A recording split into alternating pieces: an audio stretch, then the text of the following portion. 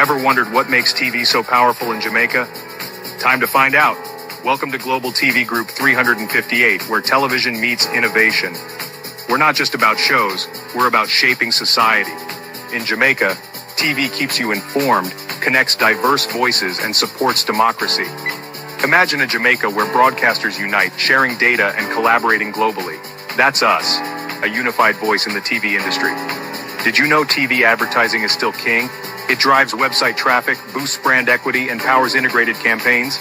Even in an age of digital, TV stands strong, resilient in tough times. Our global TV deck is your treasure trove of insights and data. With charts, graphs, and success stories, it's your guide to impactful TV advertising. Curious to learn more? Visit our website and see how Global TV Group 358 keeps television at the heart of entertainment in Jamaica. Get ready to binge watch the future. Only a look at Jesus.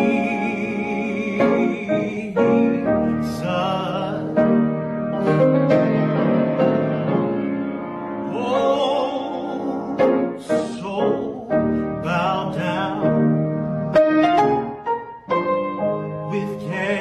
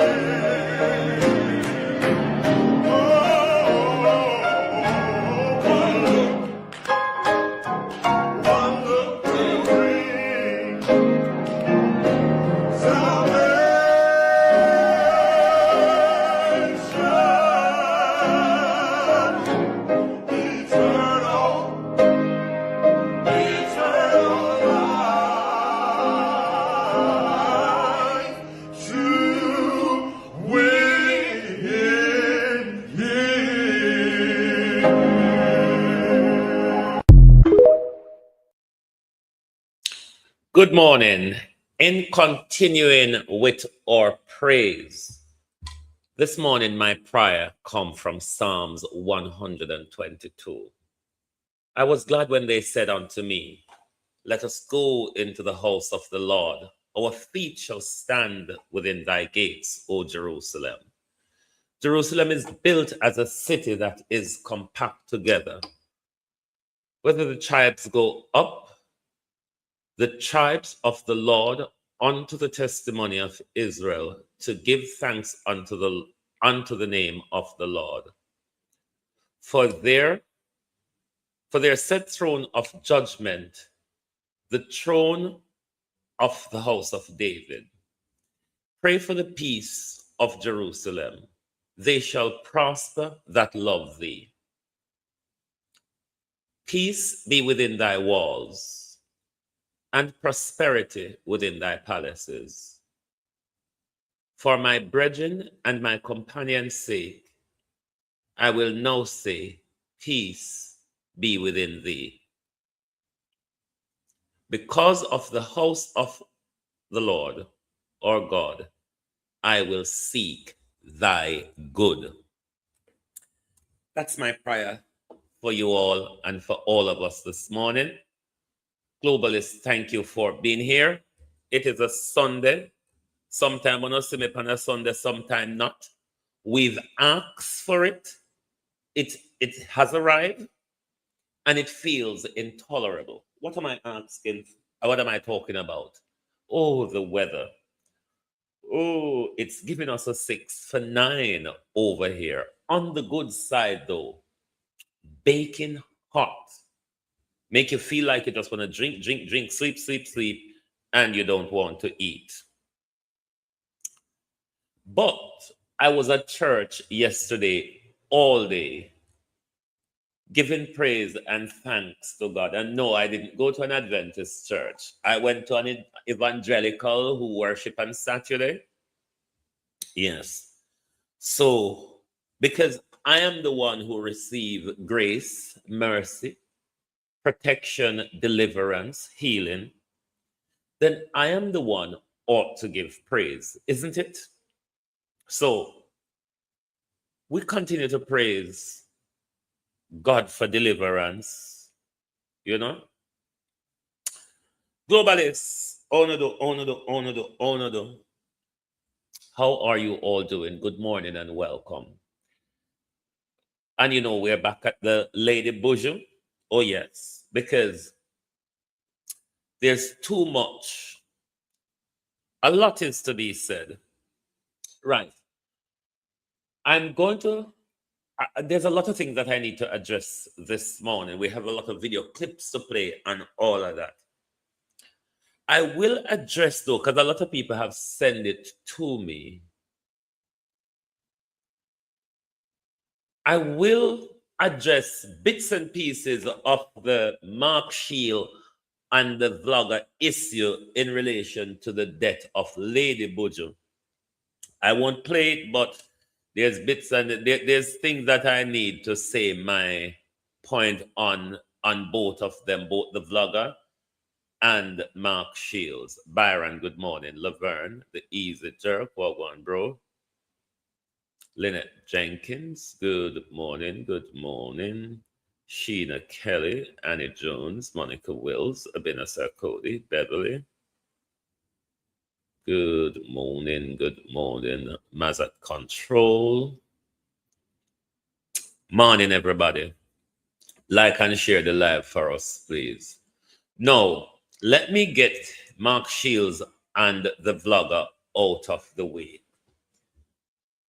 In what I have seen and come across on social media, both of them are right in a sense, and both of them are wrong in a sense. Now, with Mark Shields, what Mark Shields said that, which I think is wrong. Karine, how you doing? We in this space,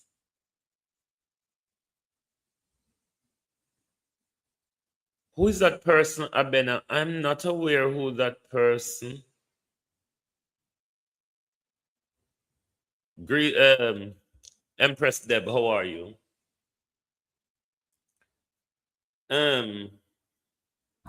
Somebody else told me that this morning, Abena, but I don't know if I remember. Is it that a Lady P that lives in the United Kingdom here? I don't know. I will have to catch up on my mind. I heard, but I'm not remembering the person. Anyway, now, what I think Mark Shield was wrong in saying, where he said the vlogger call it murder.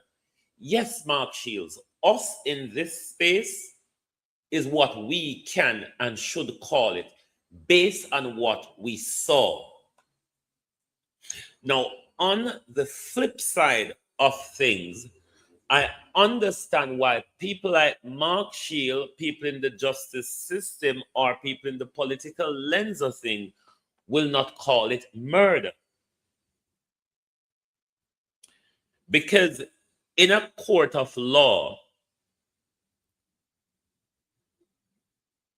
the defense can get a case thrown out of court because of how juror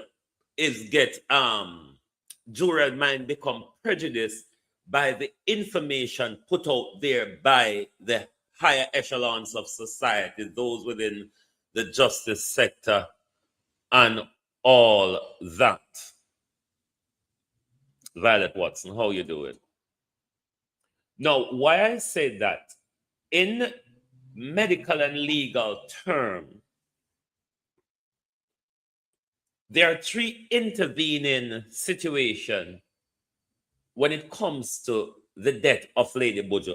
I don't take it that I'm telling you that this is the fact. I'm just giving you the different wriggle room within the legal and medical field.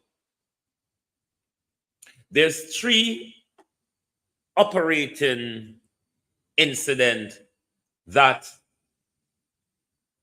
when it comes to the cause of death, it's either gonna be murder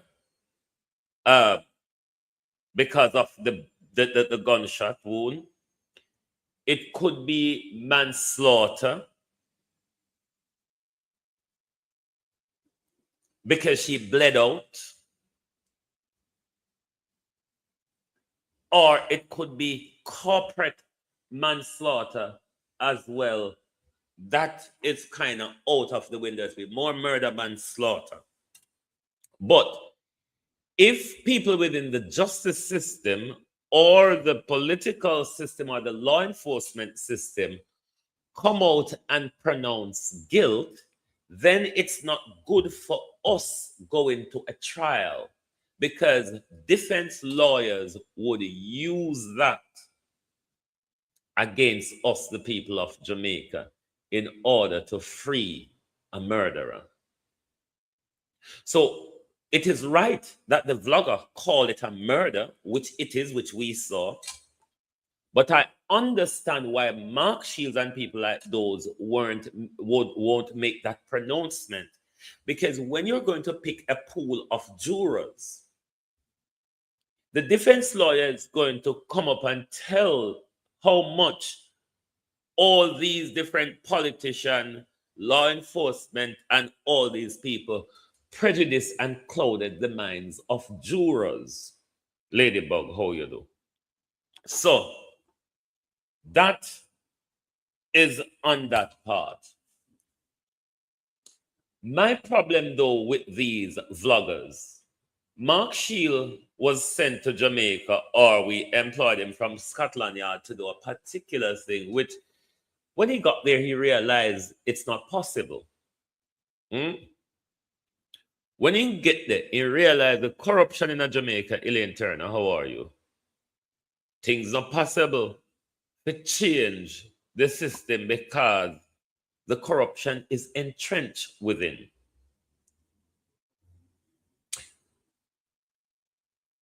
Mark Shields is not the only one who's quiet on extrajudicial killing prior to Buju. While we don't pay Mark Shields anymore, Mark Shields, like any one of us, make such commentary.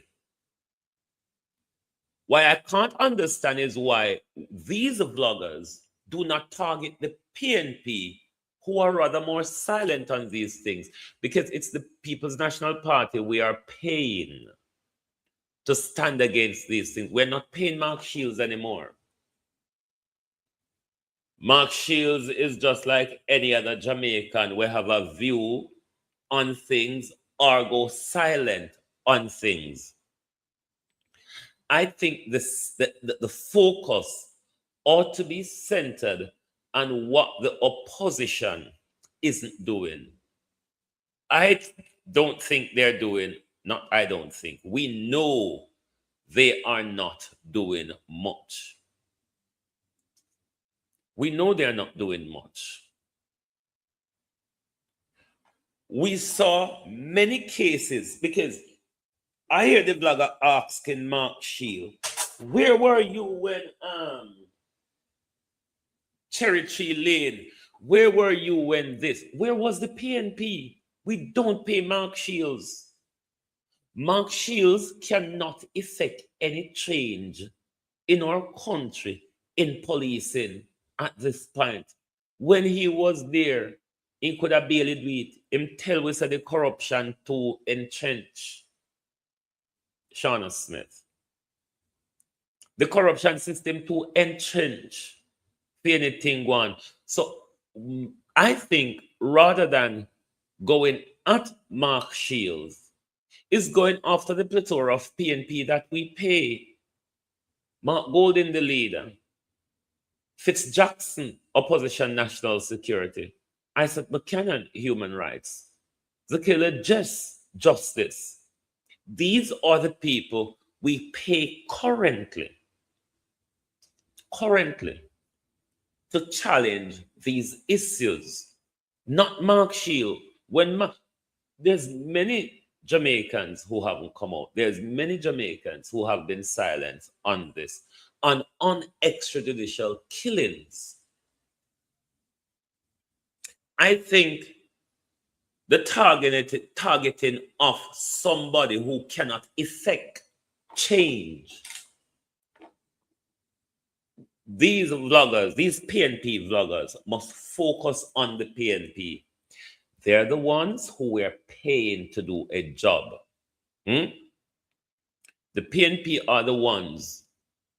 Mark Golden don't even sound like him confident in leading the people. Mark Golden or Pan Colin Bell shows that the people them lose their appetite for protest or whatever. Not quite so Mark Golden. It is because there's no leadership. There is no leadership on the opposition bench. There's no mobilizing of the people by the opposition. When you have government becoming so tyrannical, globally say hot. Let me see. Me turn on one more fan. A 3 fan on already, you know? I hope it don't make too much noise. The bad oration. We don't pay Mark Shields anymore. So no matter how we come out and rant against Mark Shields, it isn't gonna serve us any purpose. Mark Shields was on that one when he went to Nationwide talking about the issue, and the blogger respond to him. No, I do understand, but what I'm saying is, rather than wasting your good time with Mark Shield, draw out the opposition. Draw out the opposition. I understand the game Mark Shield is playing. If that vlogger doesn't understand political diplomacy by these people in places of position, they're never going to come out and speak the way we speak. You see, they're never going to come out and speak the way we speak. Mark Shields, as I said to people who I spoke to in private, sound like a labor right. I'm not going to waste much time on Mark Shield. It's the PNP that needs to step up more. Doesn't matter how Mark Shield step up, it's not going to solve the problem, because when he was being paid, he couldn't do anything about when he come to Jamaica to do. So I would rather vloggers urge the PNP to come out and do more, mobilize the people. PNP MPs, the 28 of them across the country, should be having meeting with their constituent, galvanizing the people. The PNP, it's not like them no want to come together with civil society group or whatever. The job of an opposition, it's not to mobilize the PNP. It's to mobilize Jamaicans. Delpha, how are you? Their job is not to mobilize the PNP to action, it's to mobilize Jamaicans.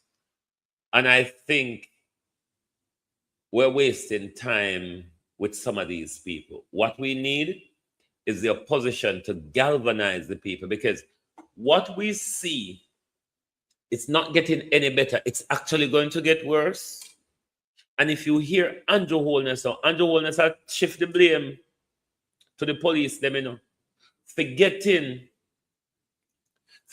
that Andrew Holness. No, I understand, Ladybug, that it's because Mark Shield come out and talk about the incident. But while Mark Shield come out and talk about the incident and is silent about others, he's not the only one. The PNP has been silent about every previous extrajudicial killing before Buju. The PNP has come out, and now that the PNP come out on the Buju, they come out half-hearted on it. Let's not pay attention to Mark Shields. These people will have their commentary. What is our elected official doing to help? How is our elected official going to mobilize the people to stand against what is going on? Mark Shields is just going to be a commentary. It will not affect any change. The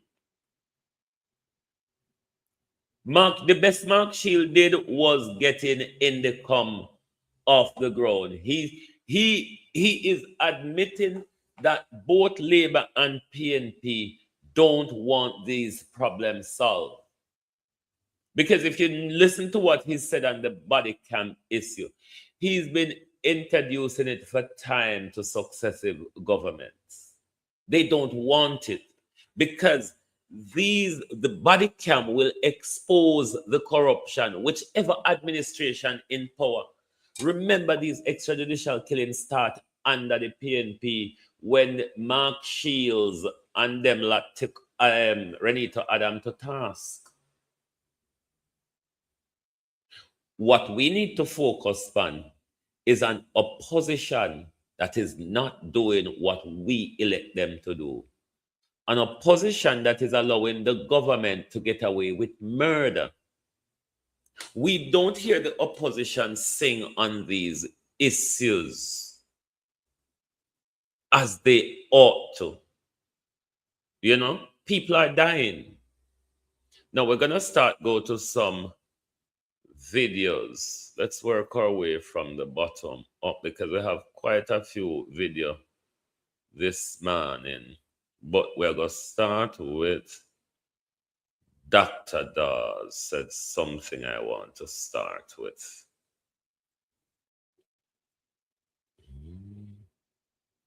Pardon my violation of the standing orders, Mr. Speaker. It not look good. Mr. Speaker, health is not the exclusive domain of the Ministry of Health. When a grandmother cannot afford the taxi fare to keep her clinic appointment, to keep her high blood pressure under control, that too, Mr. Speaker, is a health crisis, and the minister responsible for transport must answer. When a pensioner must choose between her electricity bill and her prescription, that too is a health crisis, and the minister responsible for energy must answer. When a cataract patient joins over 4,500 patients who cannot get sight-saving surgery from the Cubans because their government chose visas over vision, that too is a health crisis, and the Minister of Foreign Affairs must answer. And when the mother who falls into the gap, not poor enough for part, but can't afford to send her child to school, and the child is malnourished and unable to learn. That too is a health crisis, and the Minister of Labour and Social Security must answer. When a family cannot afford vegetables and subsist on chicken back and rice and peas, that too is a health crisis, and the Minister of Agriculture must answer. And when the rats and roaches run amok in uncollected garbage piling up in our communities, that too is a health crisis, and the Minister of Local Government must answer. And when the most vulnerable users of our public health hospitals must beg on social media to find money for their treatment, when only the connected few enjoy the promised prosperity, that too is a health crisis, and the Minister of Finance must answer. We do not have a healthcare system that caters to the masses. We do not have a government that caters to the masses. No fiscal, agricultural, or even donation policies address the socio-economic determinants of health. And all of it together, every gap, every failure, every unanswered cry is a national health crisis. One that this government must admit to and stop covering up with promises and prophecies.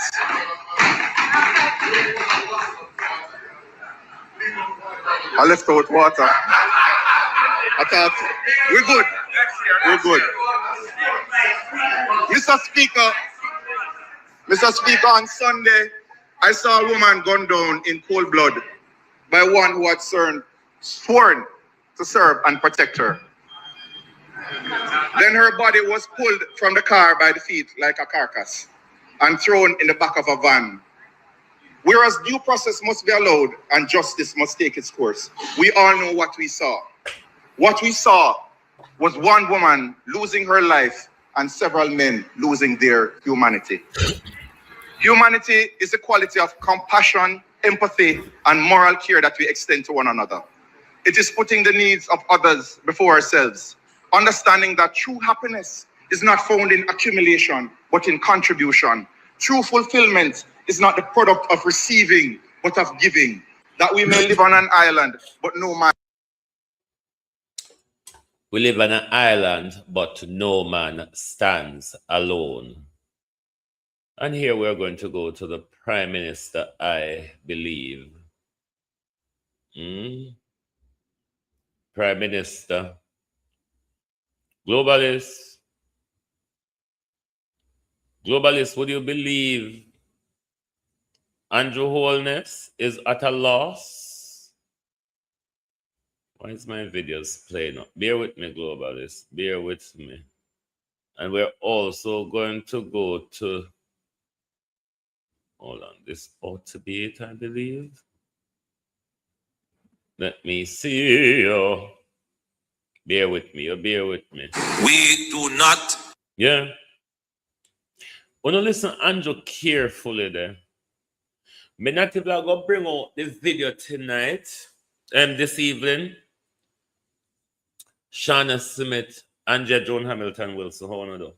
Me not even going to bring out this video where the Prime Minister turn up under the sun and tell the police they must meet their judge or their maker. I mean, every Jamaican yard and abroad see it, know it, and hear it. So me not have to remind you, but listen to Andrew Holness. We do not pay taxes to fund the police force for the police force. Who are the we, Andrew? Andrew Holness, who are the we? Huh? Who are the we? Force to be the instrument that takes life. The entire objective of the state is to preserve life.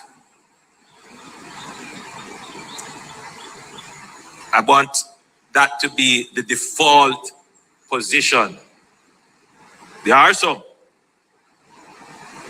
who go out with the default position that they intend to take life. But you... I disagree with that. I disagree that they go with that default position. they were given that default position by Andrew Holness, by Horace Chang. We saw it and we heard it. So now come out here, Andrew Holness, come blame the police them. The Jamaican people go walk and talk and say, police take it up on themselves gone rogue in our country. Maybe one and two. Maybe one and two. But Andrew Holness, remember you stand up under the sun and you told us they must meet a judge or a maker. So how then should we allow the Prime Minister? How then should we allow the Prime Minister to come out here and make it look like, say, a Jamaicans take it up on their head, a police take it up on their head for just a walk and murder Jamaicans, so? That's not what we remember. It's literally not what we remember. We remember the Prime Minister gave in that all clear to members of the security services. If they don't listen to you, they must meet a judge or their maker. That was quite clear and explanatory to officers, who then, Prime Minister, started to act upon it quite brutally. Quite brutally. And then see Andrew Holness come out now. Do we blame the police? Is that what Andrew Holness intention? Is that the intention of the Prime Minister now, to come out and make it look like police gone rogue in our country? Police gone rogue in our country. If you are to listen to Andrew Holness, I could pull you back and make you talk. Because if you never know, say, if you never know, say, Andrew them, and just set the police them pan where you know, you wouldn't believe Andrew this morning, and nobody no object to him. He don't have dementia. He just wicked and thief and lie. He don't have dementia. He just wicked and thief and lie. But we are here, Prime Minister. If the police them never member, if the police them never member to say, are you give them the order? If the police never member say, are you gave them the order? We do. We heard you and we saw you. We do not pay taxes to fund the police force, for the police force to be the instrument that takes life. The entire objective of the state is to preserve life. I want that to be the default position. There are some who go out with the default position that they intend to take life. But you as leaders, you must quickly identify those and correct an incident in St. James that would shine a particular light on the JCF. And since then, I have received letters, emails, messages from average citizens, ordinary Jamaicans, asking me to comment on the matter. It is indeed a matter of great public concern. Less than a week ago, Latoya Bulgin from St. James lost her life in a police-involved shooting. I extend my sincere condolences to her family, her friends, her community, and all who are grieving. First, I'm happy that the matter has been swiftly addressed by the police high command, that the officer involved has been interdicted, and there is a process of investigation that is ongoing.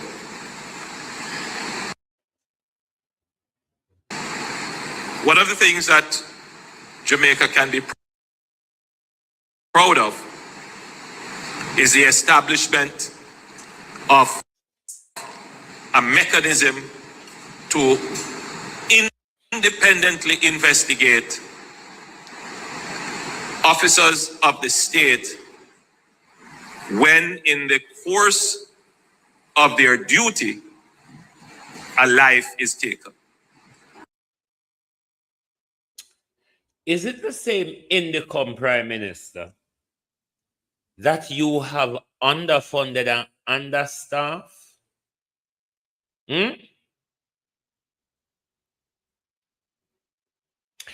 Who pushed you to come out?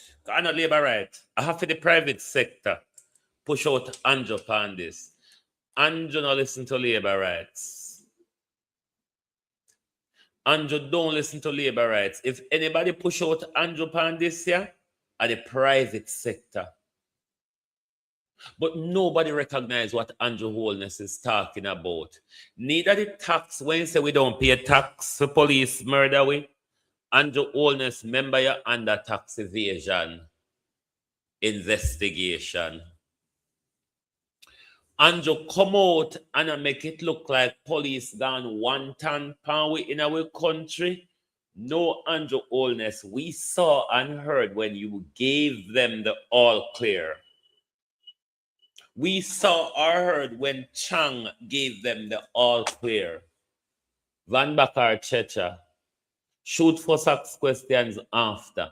Meet judge or maker. Those are the reckless, lewd comments that the police have acted upon in the last 2 years to carry out a lot of the extrajudicial killings we see them carry out. And the police them, nobody no correct Prime Minister when they tell lie anyway, because when Donald Trump take the mic, Prime Ministers and President, when them in the full swing of telling lie, you can't correct them. Journalists may can ask them question after they done to expose the lie, but nobody they can say a lie or tell Sarah so it go. But we remember it was Cherry Tree Massacre wasn't that long ago. Commodore wasn't that long ago. And these things were said and reiterated in Cherry Tree and Commodore. So I don't know why Andrew Holness now come out and try to stoke division between we and the police. Prime Minister, we and the police has always been divided. But when you unleash them power, and then you come back out now as stoke division between where Prime Minister me see I try in every way to get in a way where you can kill whole heap away one time. Because Melissa disappoint you, Andrew. Andrew Melissa disappoint you. Melissa basically wipe out one whole heap away. And the people them give them money, and you never wipe out the whole heap away. And you're going to have to wipe we out. You're going to have to wipe we out to satisfy the people that will lend the money. So Andrew Holness is doing everything for Jamaica people rise up. So Andrew Holness can shoot we down. Andrew the devil's a liar. You're not going to get what you want. You're not going to get what you want. But we are not going to let you get away with setting us and the police against each other. You're not going to draw your hand, Prime Minister. You're not going to draw your hands after you have ordered the killing of Jamaicans. You're not going to so fast, Prime Minister, draw your hands and blame the police. Prime Minister, as much as we and the police them in our rickety tickety, you know, say if it come to anything, we would prefer gang up with them more than with you. Yeah? As much as we not like them, as much as we and them can get on, as much as we can tolerate them, as much as they lie wicked and murder us. Don't try to put we and them against one another, Prime Minister, because we prefer turn against you than turn against the police them. When police no friend for a morning, when you will never be friend. So now come out here, come try to get the Jamaica people going at the police. The Jamaica people ought to be going at Andrew Holness and Horace Chang, who gave the ultimatum and the operations carried out by Kevin Blake. These are the people.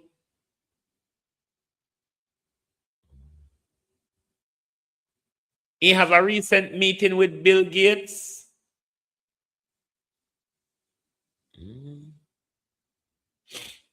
Jamaica want to invite the Bill them, both the Gates and the Clinton. Jamaica, Lord have mercy.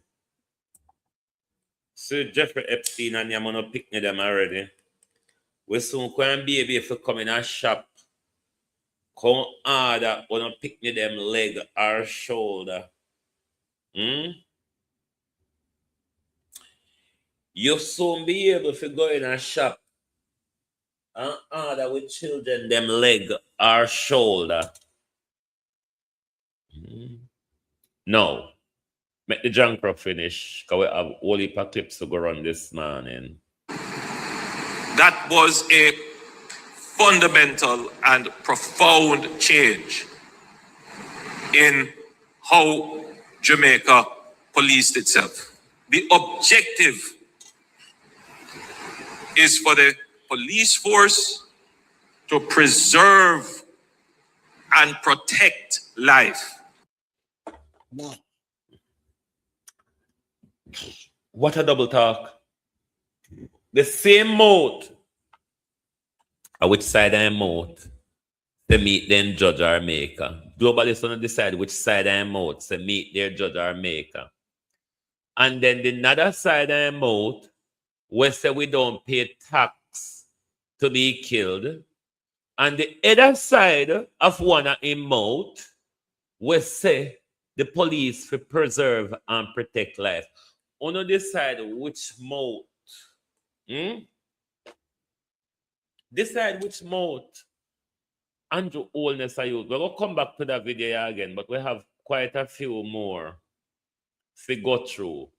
Now, I want to take a break from the Miss Bulgin issue and go straight over to Mommy Bay. Go straight. Opal not turn up yet. Opal and Debbie won't know there. Left the nation's parliament with her. I'm going to go straight over to Mommy Bay. I have to answer nationwide. I don't know what the boy name for nationwide, but I shall answer her this morning. She there, lady she come out about Pumisha. If you don't know who Pumisha is, Nikita Burchell is our new Pumisha. So, him come out pan Pumisha, as always, the the nationwide radio over Granny Mull. Granny Mulvine always send out in data them to cite Andrew Holness and Juliet Holness battle. No, not that I don't like Pumisha. I don't have an issue with her. I do not like how Pumisha is executing her job. I think she's just like the PNP, back at the class on the whole communication issue. By now, we expected the People's National Party, them to have official organizational page. They are all still doing whatever on their personal page. And I'm not going to follow their personal pages. I'm not going to follow politician personal pages. The only reason why I was following Isat and Daz before, and I think Golden, but now that they are elected, we don't need an official page to conduct the nation's business. We cannot conduct the nation's business in the middle of a social media page where we have to search through personal and political. It's not on. Anyway, the PNP is back at the class. We don't really know what them subject do for them. Let us listen to what we call Shia this morning now. Miss Gertrude. Let us listen to Gertrude, the daughter of Malvina. Left the nation's parliament with her commentary, and she's gone into the home of the Speaker of the House of Representatives and that of the Prime Minister. Of course, you know her husband is the Prime Minister of the country, Andrew Holness. I'm going to play the clip for you. But Birchall says Mrs. Holness should not take her love for control to the parliament in her role as House Speaker. Listen to what Nikisha Birchall said in her own words. I just think the speaker she likes to be in control. And I mean, that kind of control that perhaps you can get away with in a marriage if you want to control your husband, for example. That's crazy. You can't control grown people sent to parliament to represent their people. There is disorder and disrespect, but then there's also control. Because, you know, it's not a school mistress, not a school mom with children in a basic school. We were all elected and sent there. Sent to parliament to represent. Can you believe that, listeners? Viewers? Can you believe those words are coming from? I want you to listen to Gertrude carefully. Just listen to Gertrude, because it's Gertrude that I'm going to respond to, not Nikita Birchall. From the mouth of a member of parliament directed towards the Speaker of the House of Representatives. I'm going to play it for you one more time, so you don't need to adjust your sets. These are words actually coming from a member of parliament about the sitting Speaker of the House. Play it again for me, Stevie. I just think the speaker she likes to be in control. And I mean, that kind of control that perhaps you can get away with in a marriage if you want to control your husband, for example. That's crazy. You can't control grown people sent to parliament to represent their people. There is disorder and disrespect, but then there's also control. Because, you know, it's not a school mistress, not a school mom with children in a basic school. We were all elected and sent there. Sent to parliament to represent. Do you know what is unfortunate, listeners and viewers? That if the speaker were a man, and it's unfortunate that this is a woman who is saying this, if the speaker were a man, Nikisha Birchall would not say those things about the speaker. Right. I don't know how the male and female comparison come in if if the speaker was a man. Nikita Birchall wouldn't have said that. Why do you think Nikita Birchall is criticizing her because she's a woman? This is what I hate most about Jamaican people. When you criticize a woman, you become a misogynist, you become disrespectful, and all of the monkey story that they can draw out of the book. But let me say to Gertrude, what has Nikita Birchall said that is wrong, improper, or disrespectful? Because I heard nothing. I don't know what your outrage is about, madam, because I heard nothing disrespectful, wrong, or improper from the MP. What the MP said was factual. The Speaker of the House is controlling. She's treating it like it's her marital home. It's quite right for Nikita Burchell to pass that chasm, criticism, whatever you want to call, because it's the facts. So I don't know why every time nationwide thing they have to come out and defend Juliet. Juliet Holness. Juliet Holness brought her personal life. Juliet and Andrew brought their personal life into our public house. Barring her husband, the Prime Minister and leader of the Jamaica Labour Party, or then the leader of the Jamaica Labour Party, she would not have been given a seat to run for, which has never happened in a Westminster democracy before. So, of course, every word Nikita Burchell said, she was right.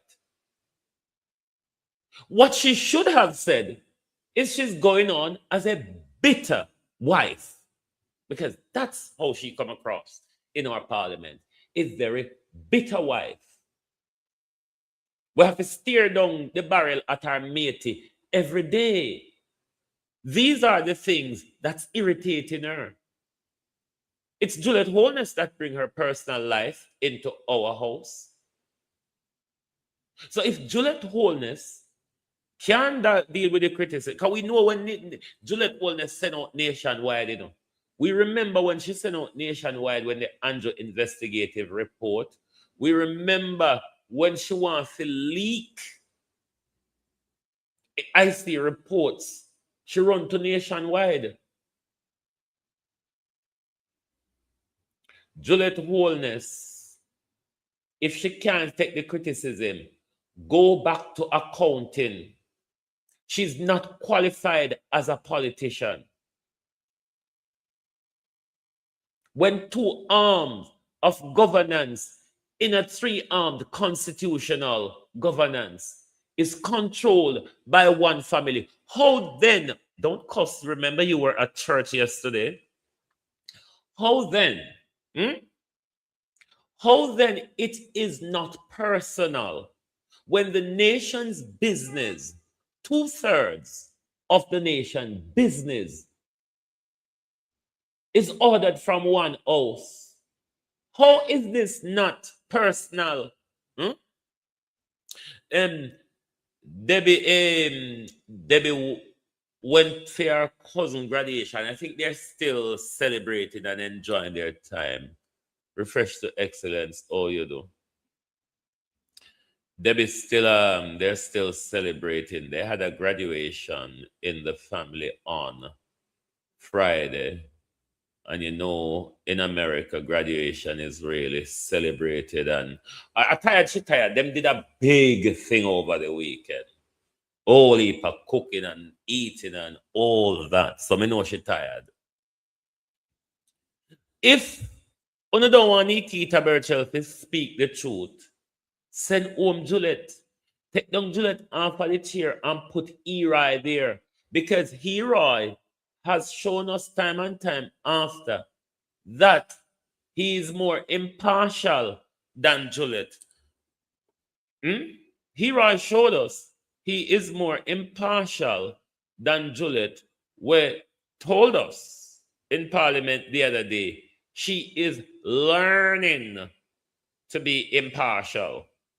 Learning to be impartial, said the lady over there.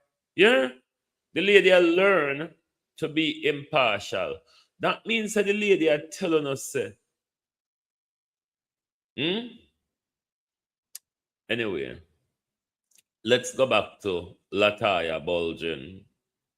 Now, I'm going to bring it to a police video from, I think, about 2023. And see what we have been saying for long, Jamaica. We have tolerated this until it gets out of hand. We have tolerated this. And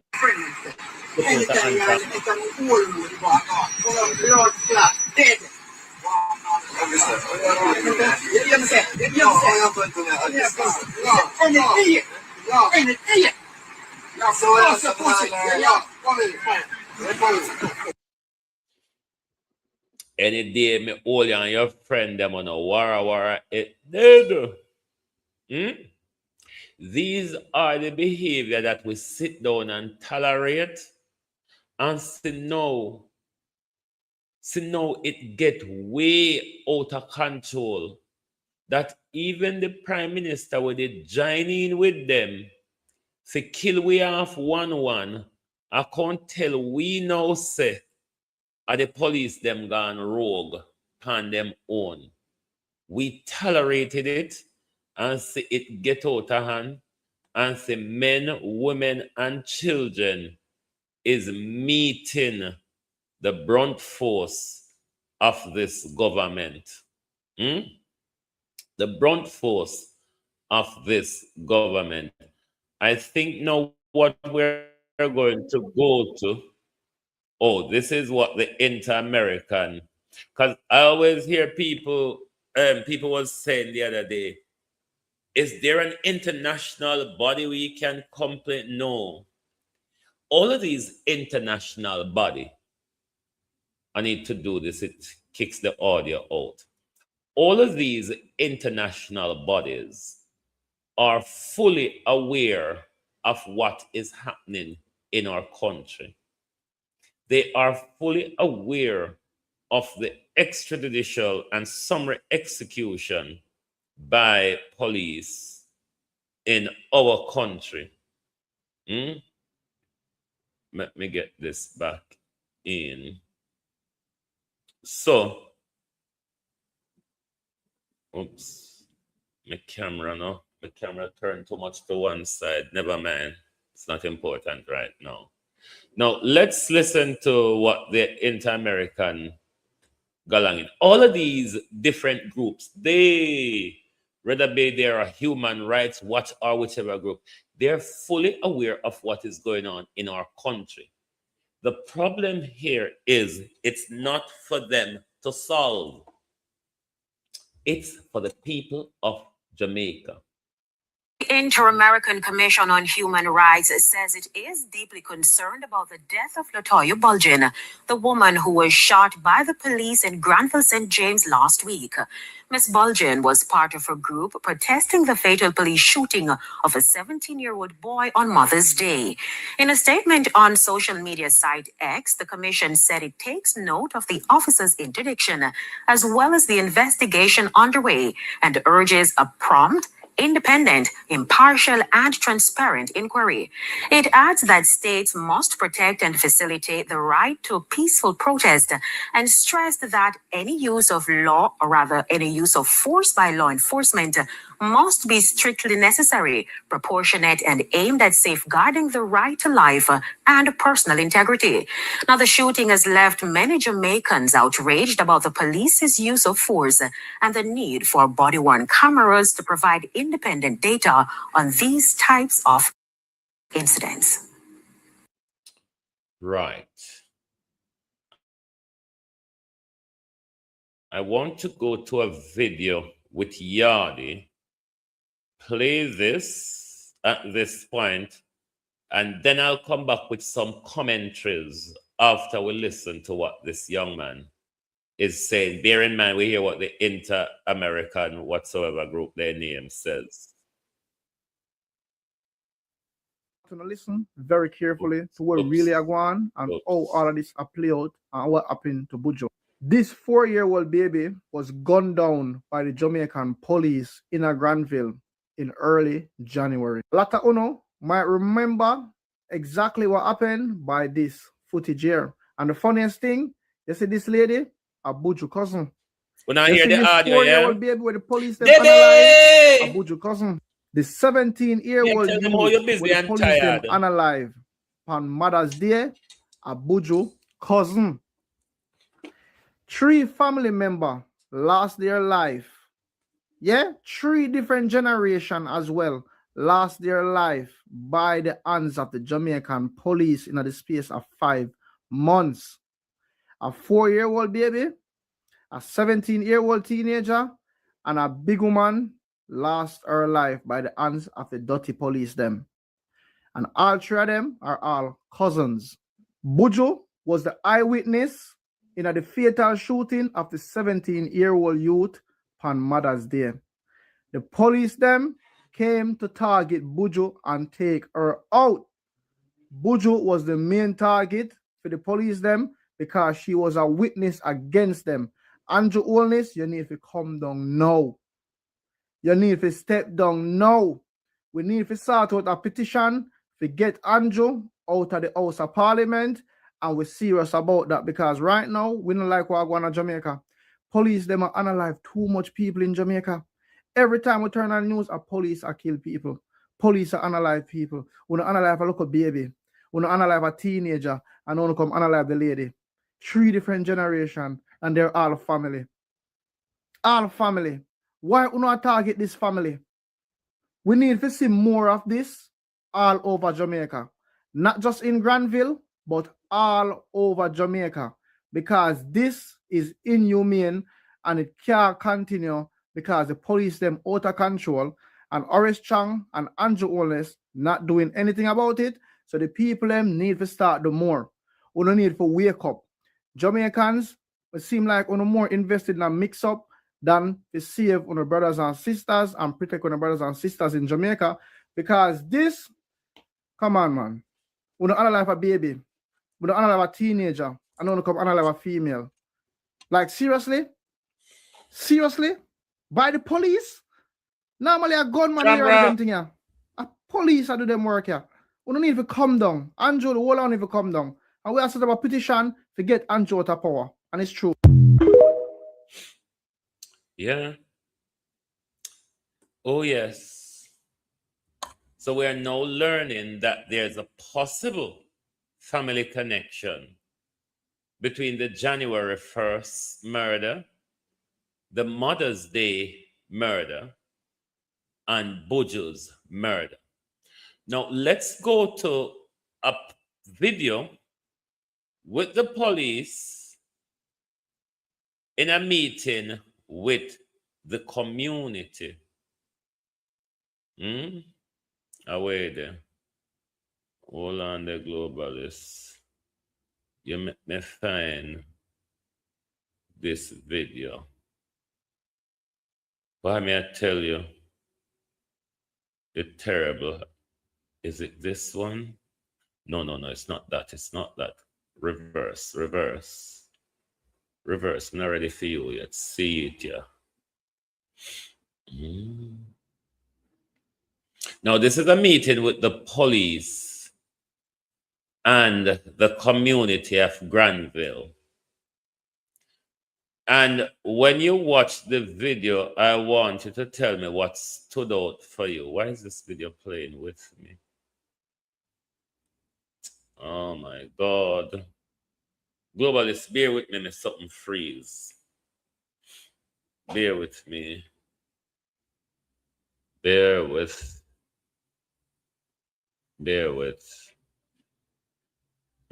Oh, my system is freezing up. Wanna bear with me, globalists? Just bear with me. Heated.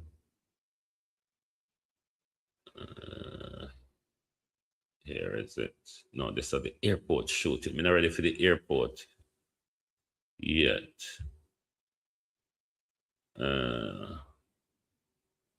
Bear with. I think this is it.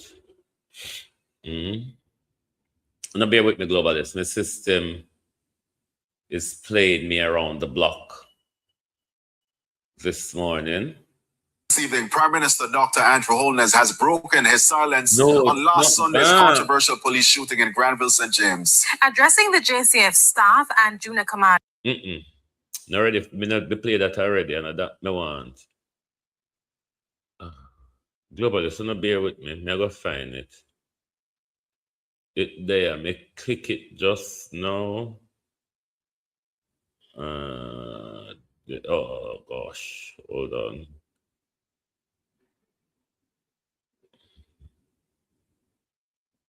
Get heated, meeting, get heated. This should be it.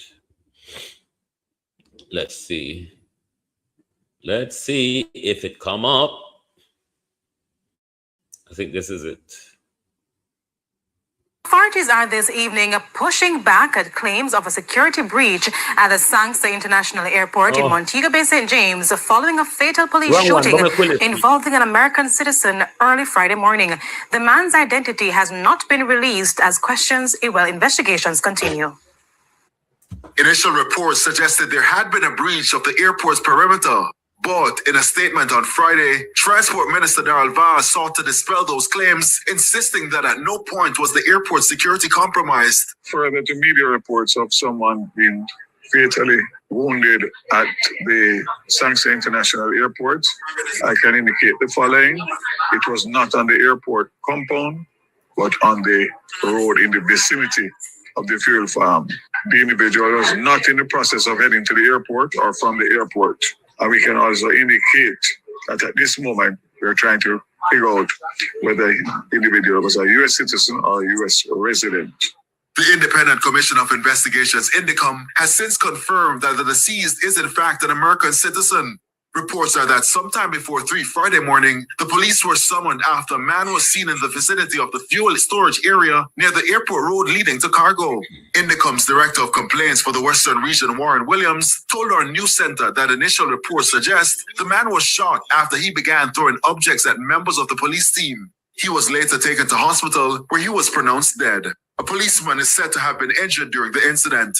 While the details surrounding the incident remain under investigation, the government is maintaining there was no breach. The incident sparked concerns given the sensitivity of the location. However, the authorities say operations at the airport continue. So there was no security breach at the airport. The man apparently didn't have a weapon because he was throwing, as the news said, things at them. He was throwing things at them. And as I said, let us see if we go to the heated debate between the community of Granville and the police. And if this is the video, I want you to tell me what you noticed. In the meantime, a meeting between the police and the residents of Granville, St. James got heated Thursday evening. Tempers flared and emotions boiled over as the son of Latoya Bulgin, who... I want you to watch this video carefully and tell me what you've noticed, okay? In the meantime, a meeting between the police and the residents of Granville, St. James got heated Thursday evening. Tempers flared and emotions boiled over as the son of Latoya Bulgin, who was fatally shot by the police, demanded answers from the divisional commander Aaron Samuels, but the police were tight-lipped on the case and urged the residents to help in restoring order in the community. The charge from head of the St. James Police Division, SSP Aaron Samuels, to residents at a meeting in Granville, St. James, Thursday evening. When the roads stop blocked, I can be in a position to allow for persons to have their events. It can allow us to free up our resources to work closer with you. The community has been tense since the viral police killing of Latoya Bulgin, also known as Buju, on May 17. However, SSP Samuels' request did not go down well with the victim's son, Jashawn Myers. You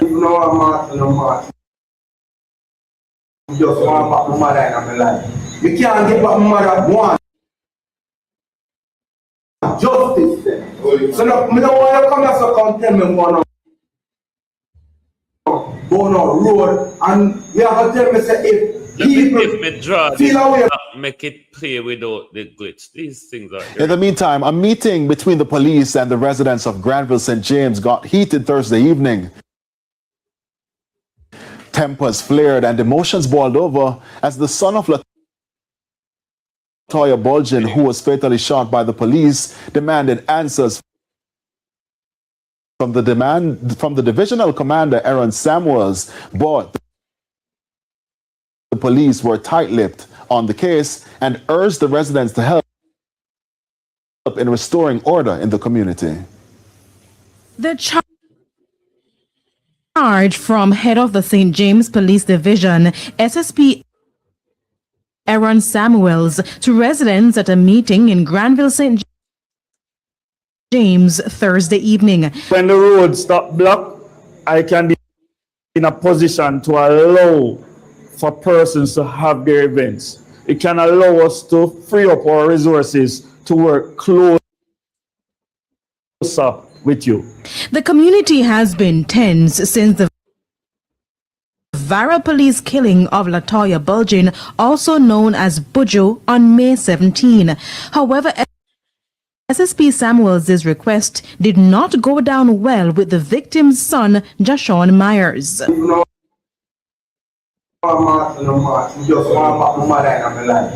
can't get back mother. Want justice. So no, me don't want you come here so come tell me go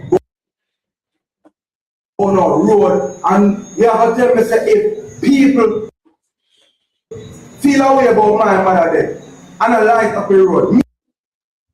Me can't have one candle light for my mother and mourn for my mother and my family. Sir Myers, if the roads are being blocked, it won't happen. And I'm saying, if the roads, hold on. And I'm going to be honest. And you want an honest answer? Good. The honest answer is if the roads are being blocked, no, it cannot happen. It's as simple as that. I'm not going to, it's as simple as the roads are being blocked, it cannot happen.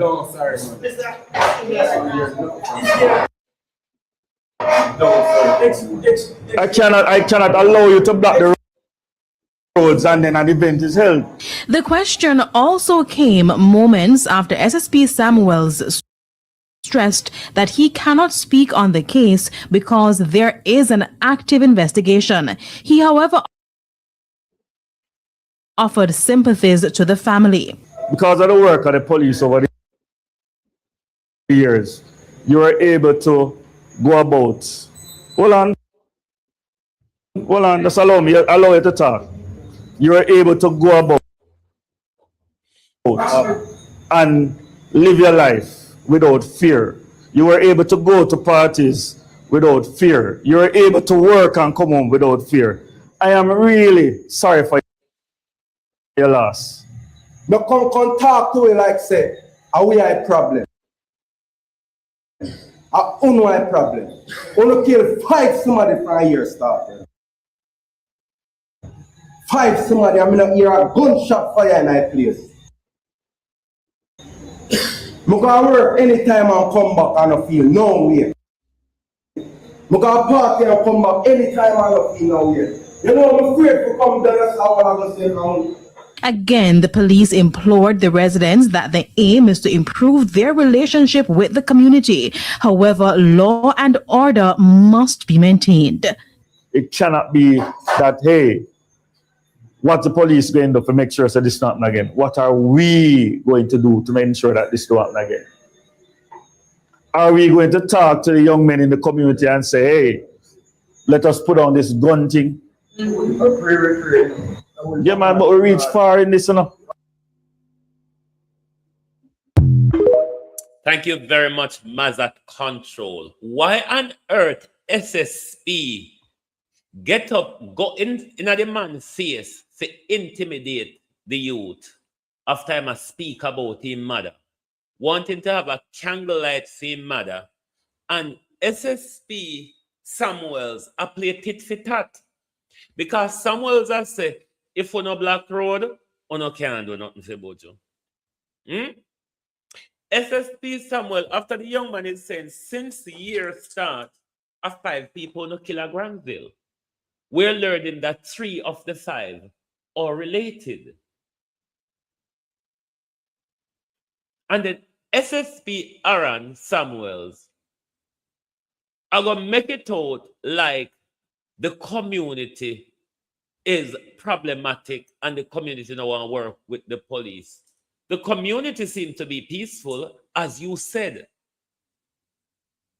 The 5 shootings, the 5 shootings since January to now, the 5 murders since January to now, and then you turn up in the community to intimidate, because the way how you move up in front of Buju's son, it was very intimidatory. In the meantime, a meeting between the police and the residents of Granville St. James got heated Thursday evening. Tempers flared and emotions boiled over as the son of Latoya Bulgin, who was fatally shot by the police, demanded answers from the divisional commander Aaron Samuels. But the police were tight-lipped on the case and urged the residents to help in restoring order in the community. The charge from head of the St. James Police Division, SSP Aaron Samuels, to residents at a meeting in Granville, St. James, Thursday evening. When the roads stop blocked, I can be in a position to allow for persons to have their events. It can allow us to free up our resources to work closer with you. The community has been tense since the Vara police killing of Latoya Bulgin, also known as Buju, on May 17. However, SSP Samuels' request did not go down well with the victim's son, Jashawn Myers. We can't give up mother one justice. So no, me don't want to come here so come tell me go on road and you have to tell me say if people feel away about my mother there and I light up the road. Me can't have one candle light for my mother and mourn for my mother and my family. And that tell me. Sir Myers, if the roads are being blocked, it won't happen. And I'm saying, if the roads, hold on, and I'm going to be honest. And you want an honest answer? Good. The honest answer is if the roads are being blocked, no, it cannot happen. It's as simple as that. I'm not going to, it's as simple as the roads are being blocked, it cannot happen.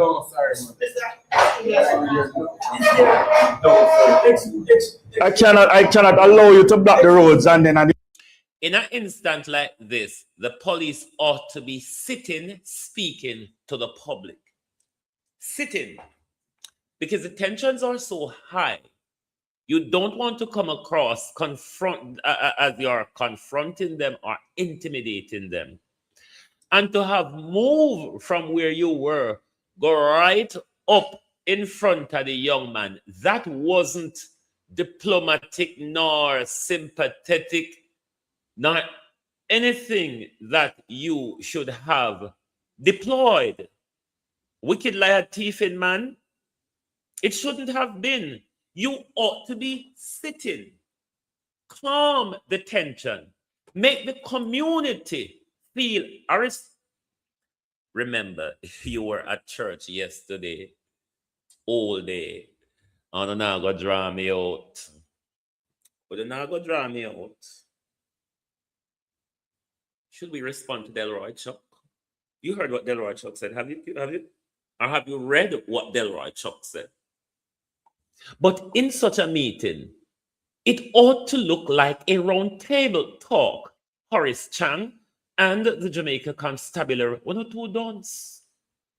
1 or 2 back of the class with everything. You cannot be showing a violent, confrontational posture and expect people in a grief, shock, and awe to listen to you. I mean, some long-time party woman did it would have started strip and rolling at the place. No, not the modern day one. The modern day one, them too classy. But the first time party woman, them like Miss Joyce and Baba and all of them woman there, they would just tear off them clothes and carry on and a kin popalika rolling at the place.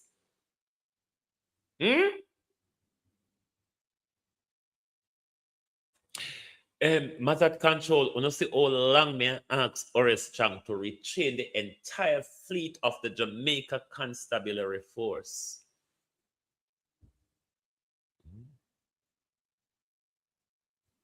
I have been asking forever that the entire fleet of the Jamaica Constabulary, because when we watch them, especially when we live in foreign, I know how policing go in a foreign country. I know say everywhere you go, police corrupt. But there are certain guideline principles and standards that we don't see in our country where we can say, bad to bad, you may can pursue these things, yes or this. It's getting to a point now where we now can talk back to Jamaica police because they have them gone. Do you understand how serious this is? No. Do you understand how serious this is? The police not come to calm tension. It's the police behavior. Why the thing escalated. Why the tension in the meeting escalated. No, we're going to come back to this. Let's go to Delroy. Listen here. Andrew Holness signed way up to the Chinese, them. Horace Chang, the Chinese, gave us the ultimatum. Shoot first question after. Jeep back or Checha. Then Delroy Chuck, the other Chinese, come out and say something again. I wonder if the Chinese them have a hand in the calling of Jamaica. We know the Chinese them are walking and look land, you know. We know the Chinese them are walking and look land. Make we get real Jamaica. Make we ask the question, then we can just sit down so. And I ask the question. No, Delroy Chuck says. He explained that under the law of reasonable force by police includes deadly force. It is true what Delroy Chuck says, that the law on reasonable force does include and sometimes requires deadly force. Where Delroy Chuck does not go far enough here is to explain proportionality. It cannot be you're only talking about the force without the proportionality. Because to say, and let's go to a voiceover of the video. We're going to come back to the meeting, but we're going to go to a voiceover of the video where them use Cliff Hughes to voice it over. We're going to go to that. We're Granny Bachelet there. I think at this one.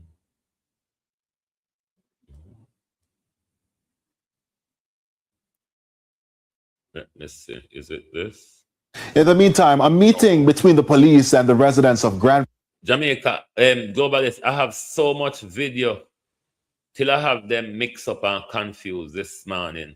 But wanna bear with me because there was so much to pull on the Latoya Bulgin issue this weekend.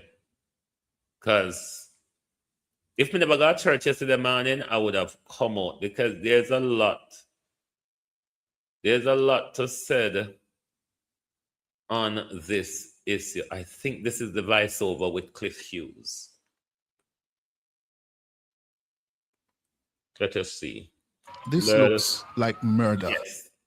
This is the voiceover we want to get to before we finish or respond to the Minister of Injustice, Delroy Chuck, one of the other Chinese who have ordered. Oh, hold on there. My pastry a hot up and it look like it about. No, go and listen. This looks like murder.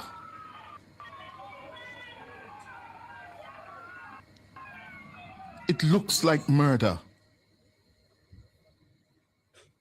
This is not how you defend yourself. And he was in no imminent danger of being run over by the Voxy. No, you see where he steps out of the way. The pace of the Voxy, yeah, is not at a speed that you could say that he is in imminent danger. Unless there's something else that I'm not seeing. Right, you notice immediately Buju lock the wheel to the right and move off slowly. The police officer moved out of the way and Buju stopped. She didn't proceed. She stopped.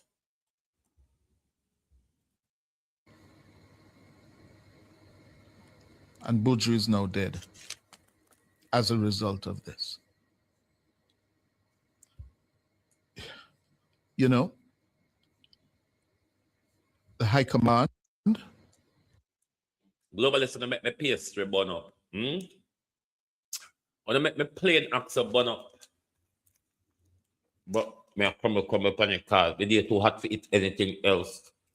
Me drink 2 liters of water since morning and 1 liter of coconut water. No, sir.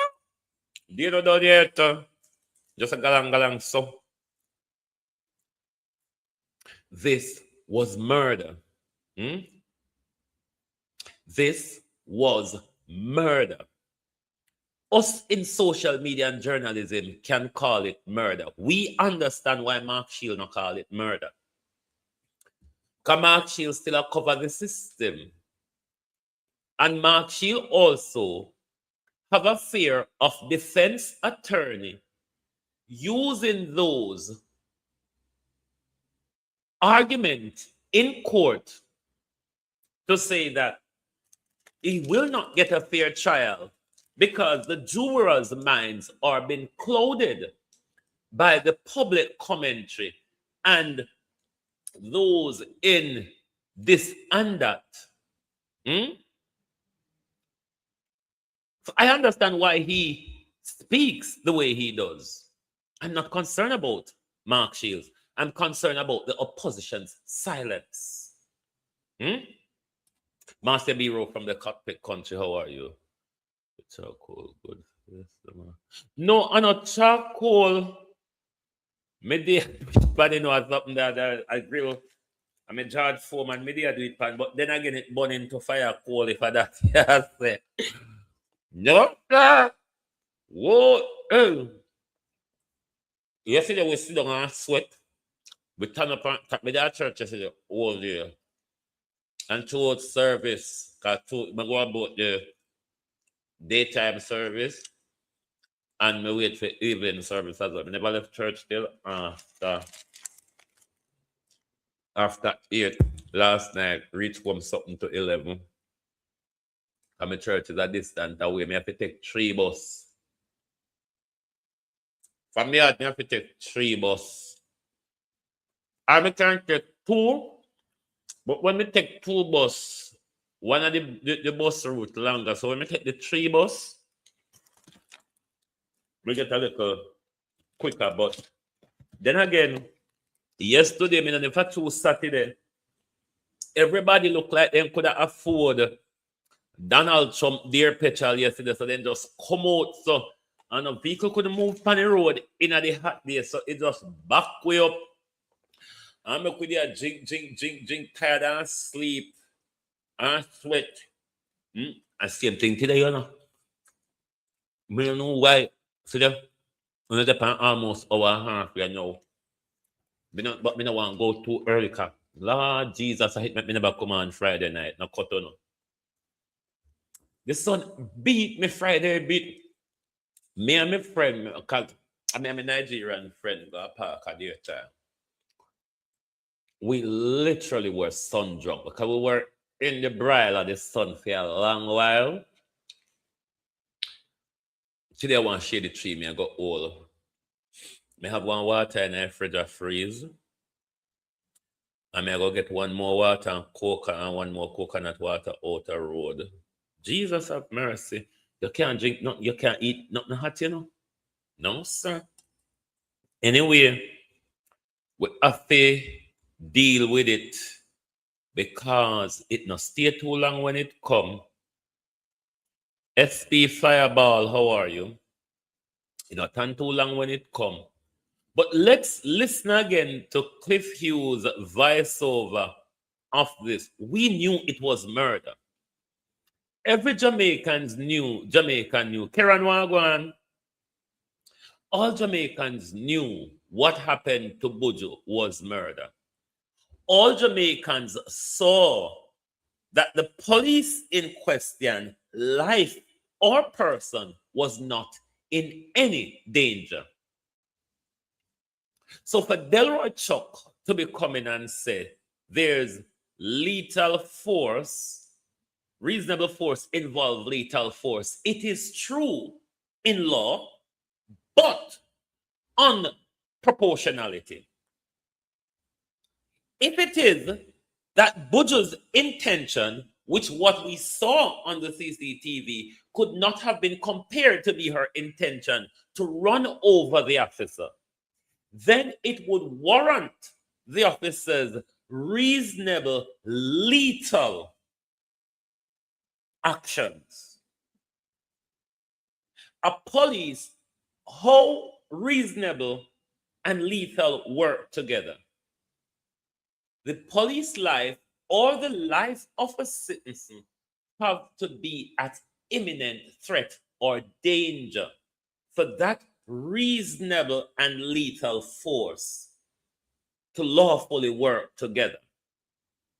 Now, let's go to Montego Bay and the American that was lethally shot, who wasn't on the airport premises, but we were told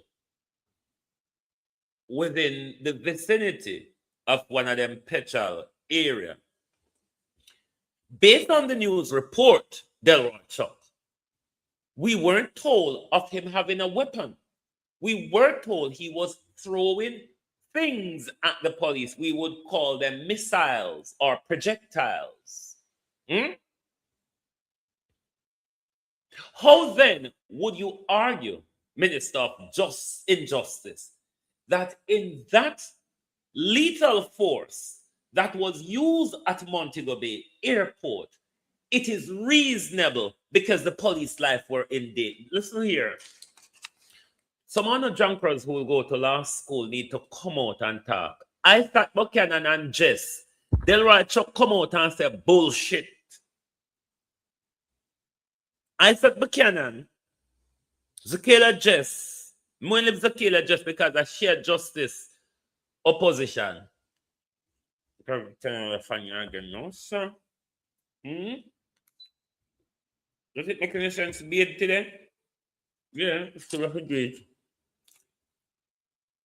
There was no danger to the police life in a Buju case, as we've seen on camera.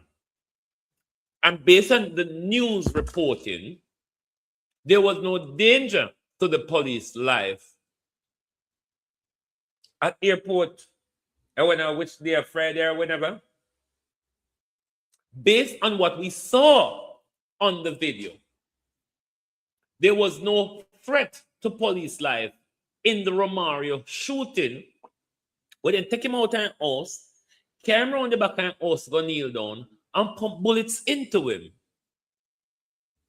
In the case of Jamar Fergus, we saw on camera, he came down, opened the door for the police, surrendered. They took him back upstairs and murdered him. Lisa Nemad, Bigadan, from our very own Black River, we were told by the Jamaica Constabulary Force it was such a ferocious shootout that we have to call in backup from across St. Elizabeth. Everything turned out to be a lie. Bigadan wasn't on the police radar for any criminality. He was just on his matey radar because the girls in St. Elizabeth and Black River prefer him to broke pocket, hungry belly police. lethal force, reasonable force. I'm not tell Jess if my case come out, because I don't want old Jess. If anyone else want Jess come out on the Sunday, come give me. I don't want to come back out here tomorrow, man, because I don't go come on tonight. I don't want to come out here tomorrow, man, and come hold this and throw up against the wall. So please, I not tell Jess, say, Global TV said, come out as the justice opponent and explain reasonable and lethal force, how they go together or how they do not go together. But you can't make Delroy Chuck come out and talk the effing and then make Jamaica people believe say reasonable force means you can kill somebody. Reasonable force, when lethal force are applied to reasonable force, proportionality, the same level of force must be coming from the other side, which the police applied to subdue that force that would have taken his or a member of the public. Jess, J-E-S. My case. I don't want to go haywire on you. So now tell Jess to come out. Tell Jess to come out. And make the world know, sir. Because maybe through me, sister, them are going to say, oh, he can go to school but he done him no lawyer like Jess and Arisat and the rest of them. That there's any joy in being a lawyer other than ripping off poor people. The only joy in being a lawyer is ripping off poor people. Because the core of what we go to law school for, we forget it the moment we become qualified. When we go to law school, it's about a fight for justice. The minute we come out of law school and we become barristers or solicitors, it's about money and power. It's no more about fighting for justice for the people. This is why some of these lawyers, you can't call them and even get them explain a legal complexity for you without they tell you, oh, we have to do a consultation and you have to come to you have to book an appointment and come to the meeting. And the consultation is £50 per hour. You know how much people may give? I'm not trying to give legal advice, so I can call it legal advice. Legal opinions too.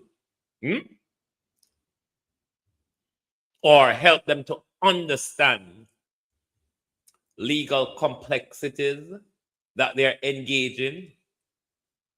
It is what all of us as lawyers, as legal minds, go to law school for. But by the time you get to third, fourth year in a law school, it's the prestige and the money that takes over. It's the prestige and the money that take over. Now I want to end with a video from a female. But when I tell Jess Mister, please, hurry up and come out.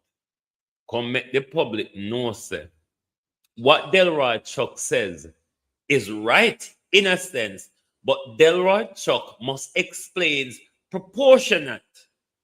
How you are proportionate and reasonable at the same time. A man can't have a stone in him hand, a little gravel, and you my side, how's everybody doing? because him have a stone in him hand. I feel like it's been a while.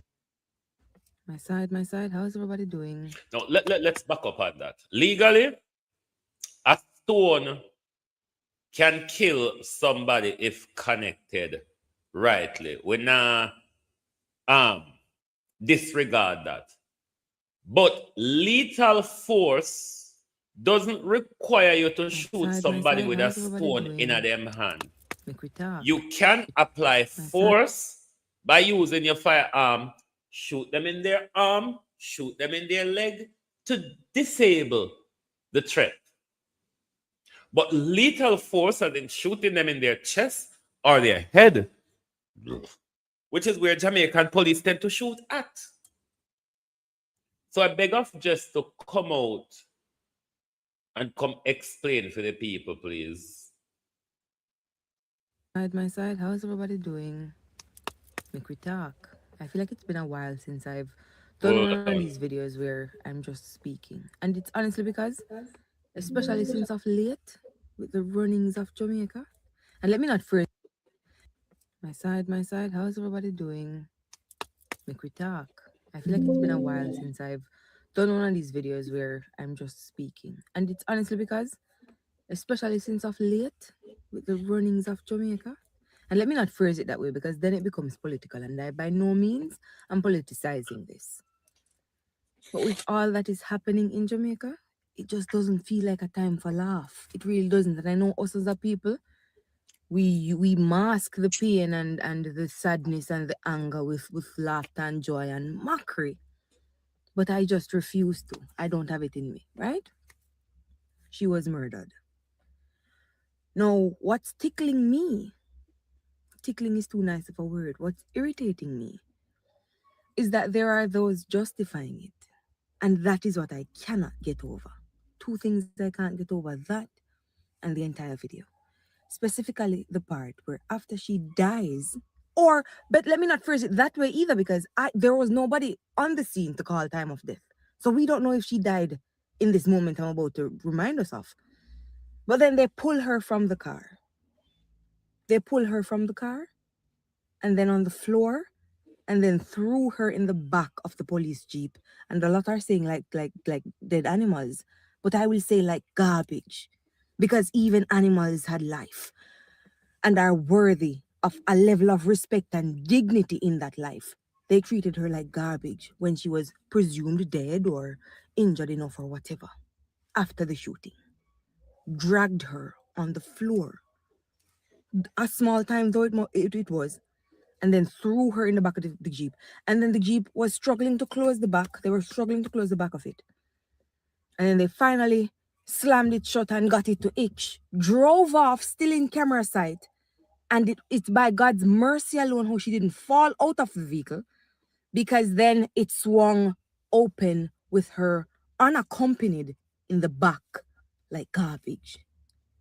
And people are justifying it to say, oh, she was XYZ, and oh, they have a video with her being armed, and oh, she's not, I saw a take that said, she's not feminine. She's not a feminine woman. What do you expect? What do you expect? My thing is, we also need to touch on the fact, I feel a burning rage as a people. We're not angry enough. We also need to touch on the fact that the version of femininity that men yearn for and love and crave and quote unquote desire is what keeps women safe during traffic stops and what prevents us from getting certain amount of tickets sometimes, and what, it's by his leniency because he's so attracted to you, and yet men aren't rioting. Like, you are a part of the system as well. So what you're saying is, because she was man featured and man presenting and mask, then she deserved to die. What about you? You are a man. You deserve to die? Or she was not an upstanding member of a citizen. That's such an old play. That's such an old take. They've been using that narrative since the beginning of time. They draw for your worst of worst. They draw for all that you've done that was so bad and against society to justify you dying. And the minute the police are allowed that level of immunity, the minute they're allowed that level of control to determine when and if you die, and we're not talking about an active shootout, because then it's a complete and total fair game, because then I am defending myself against you, and people are saying, oh, but the vehicle can then be deemed as a tool of violence because she was about to drive off and he couldn't shoot the tires. She had to get shot to the point of dying. And people are justifying it, is what is absolutely People are justifying it. We as a people are not angry enough. And those of us who are, self-included, I also feel so guilty and burdened because we're doing so little with that anger. We are not angry enough, and I feel like I come on here and I joke about all the reasons so much. 1 minute. We joke about all the reasons why this have to stop. And we joke about all the reasons why enough is enough. But you're not going to care, You're not going to really care until it is you and yours alone.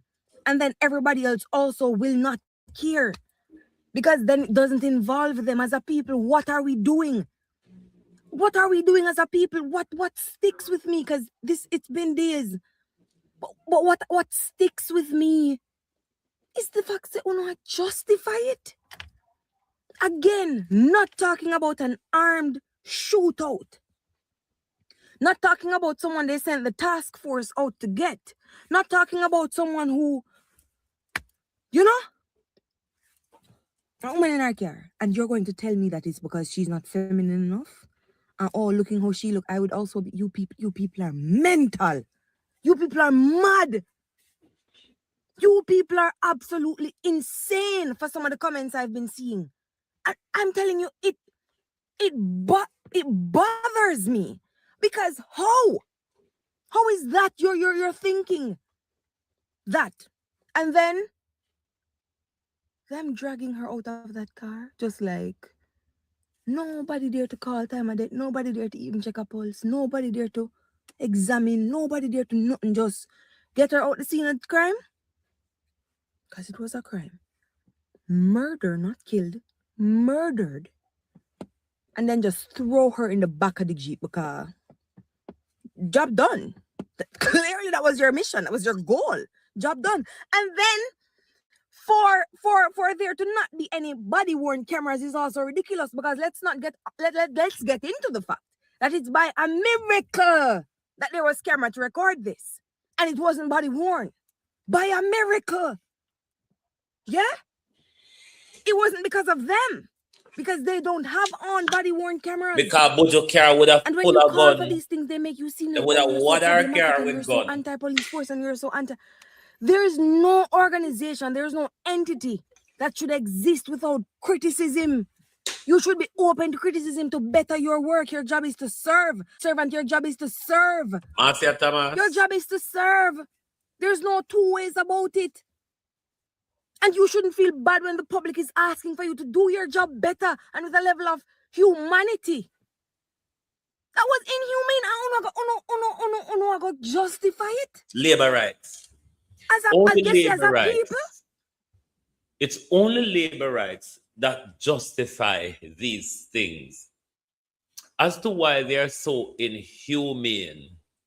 Because I see they don't come and comment on one of my channel on one of the video.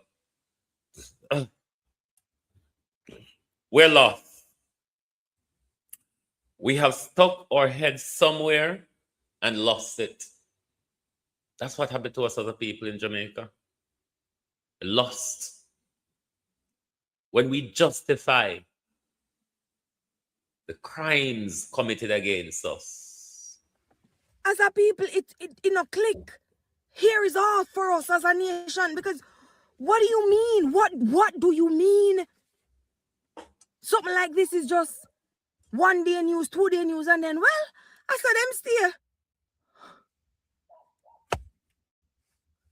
What ancestor? Me know our ancestors up there shame in our afterlife. Because these cannot be the people I have Very watched shame. for. And let me tell you. Very shame. Now that we've because we have dropped the ball. I love it here. We have surrendered Because to I have oppression. The situation that happened with Jamaican language in parliament not being accepted. I have everything to say about anything and I feel like I'm holding in a little bit so much. And then I find out there are people politicizing these things. If it truly is one Jamaica, for God, we're missing the mark. It is not us. It's not one versus the other. It's us versus them. Because whoever your leader is, whoever, whenever, for however long, their goal Their goal should be the betterment of all Jamaicans. That's all I'm defending. That's all I'm defending. That's all we should be defending. You people are distracted. I'm dead serious. You people are, I promise you, you lot are distracted. Nothing else matters other than the betterment of every Jamaican citizen. And anytime you start losing sight of that, you're missing the mark entirely. Stop turning against each other and focus. Because it quite literally gets to a point. And I feel like I'm at my limit and I don't know what else to do. And I don't know what to do with this anger or this passion I have within me. But it just cannot continue. It really just cannot continue. I feel like as a people we are struggling. I'm struggling to breathe. I'm so vexed. And then what?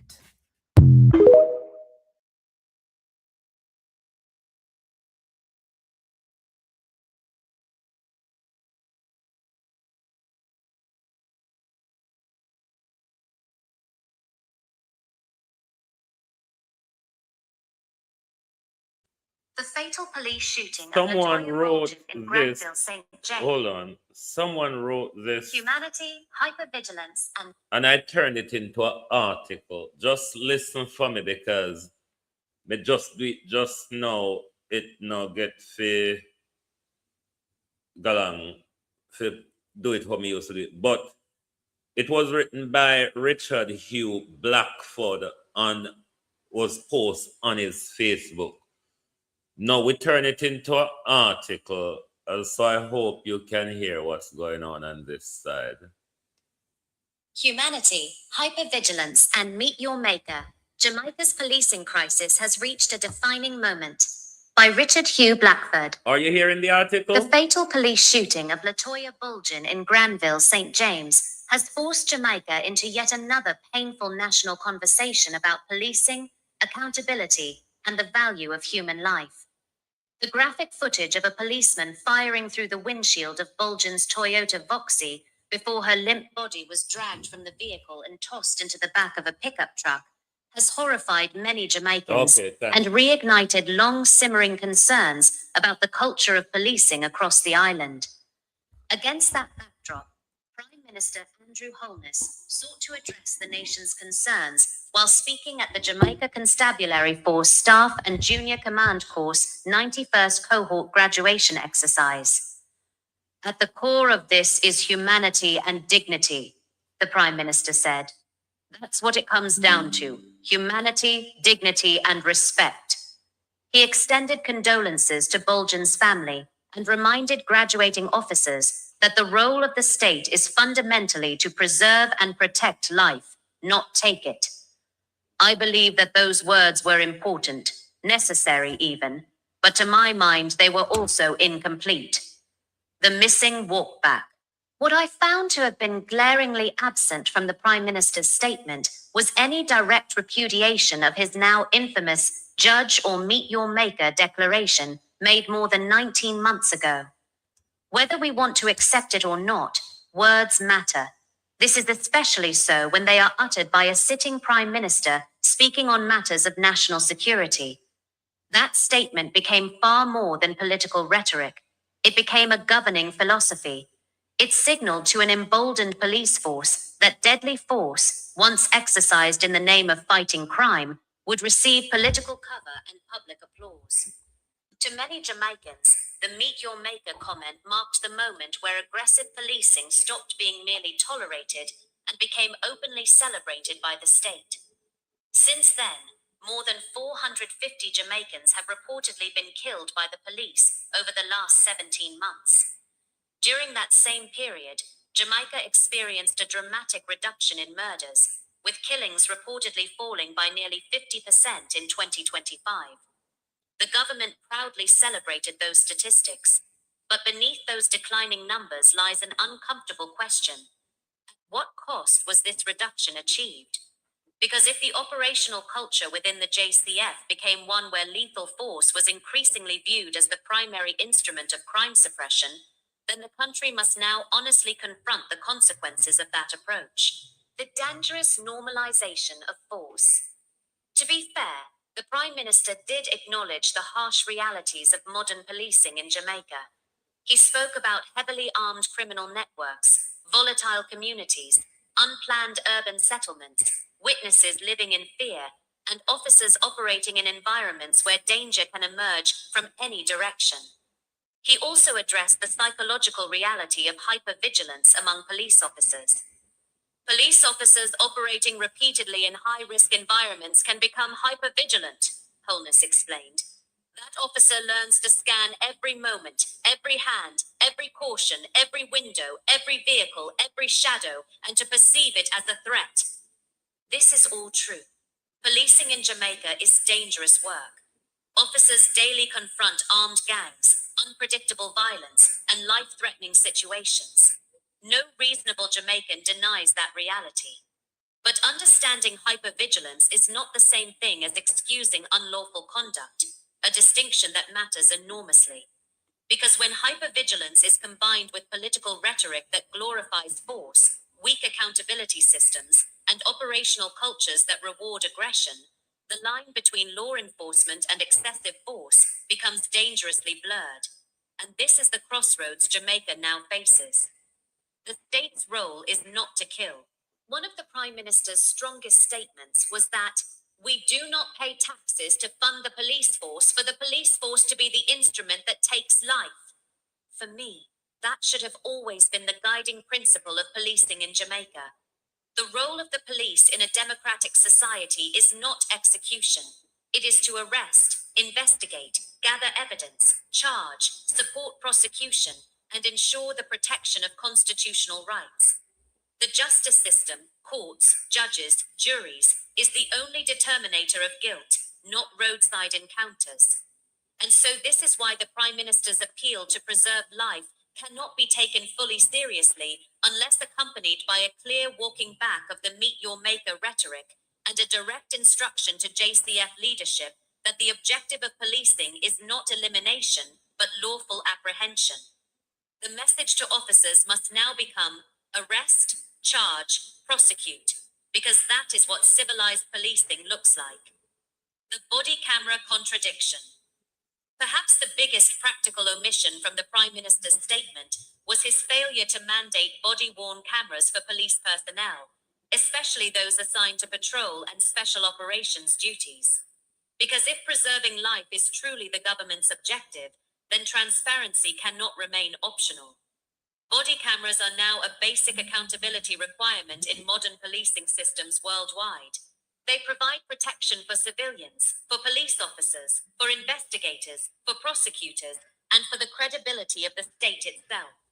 Without body cameras, officers remain vulnerable to false accusations, the public remains suspicious of official accounts, and every controversial shooting devolves into competing narratives. The Granville shooting provided the most vivid demonstration of this problem. CCTV footage triggered national outrage because what Jamaicans saw appeared deeply troubling. But absent official body camera footage, the country is left to interpret fragments of a traumatic encounter without complete evidentiary context. Such a vacuum breeds mistrust, conspiracy theories, and deep division.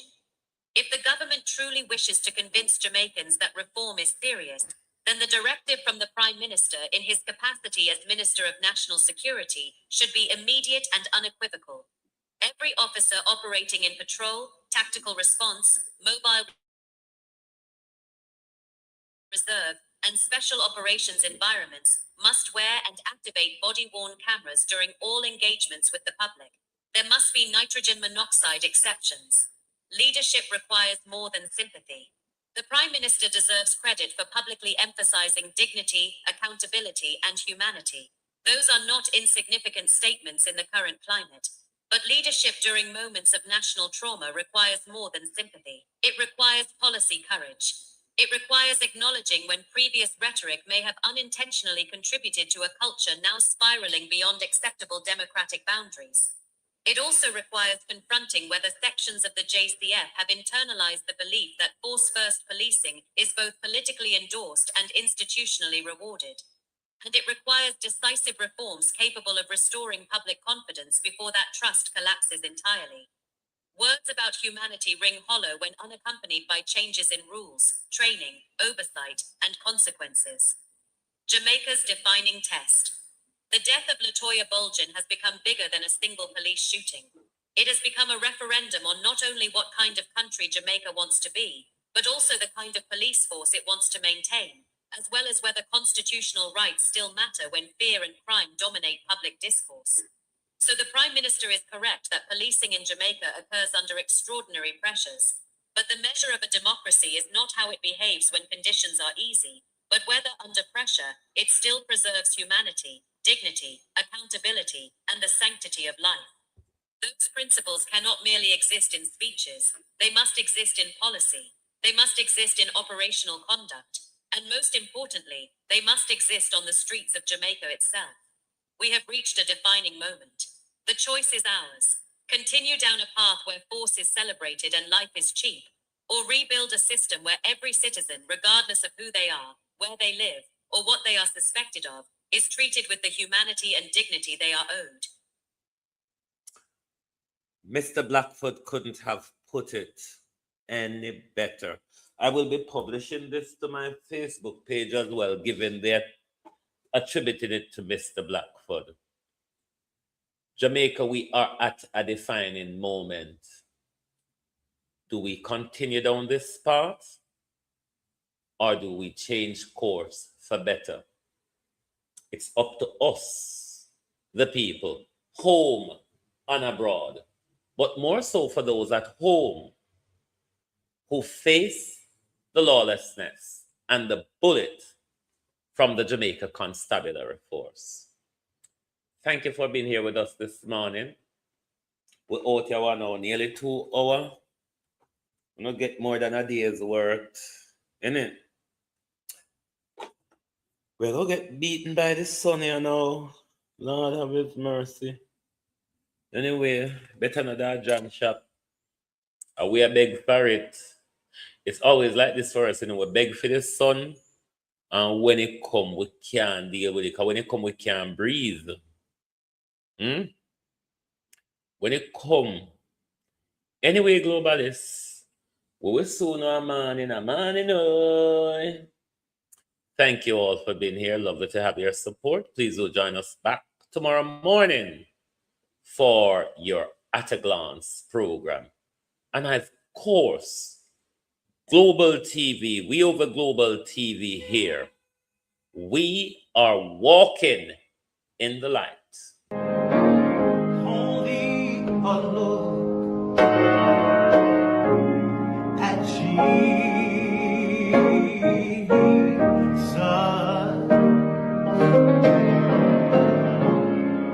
Oh, so bow down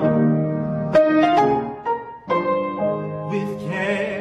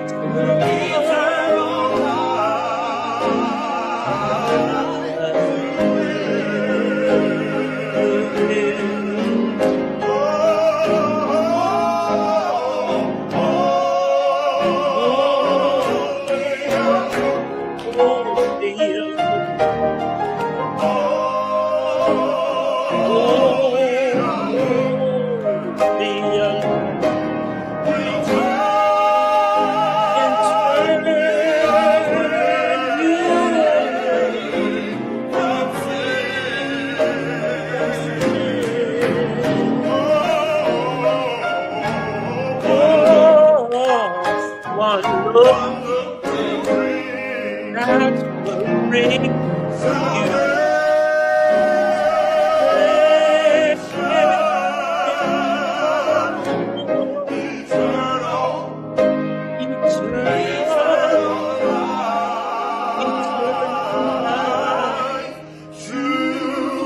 Have yourself an amazing day, Globalist. See you tomorrow. If you don't like missing out on the latest shows but still enjoy classic hits, then Global TV Group 358 is your perfect match.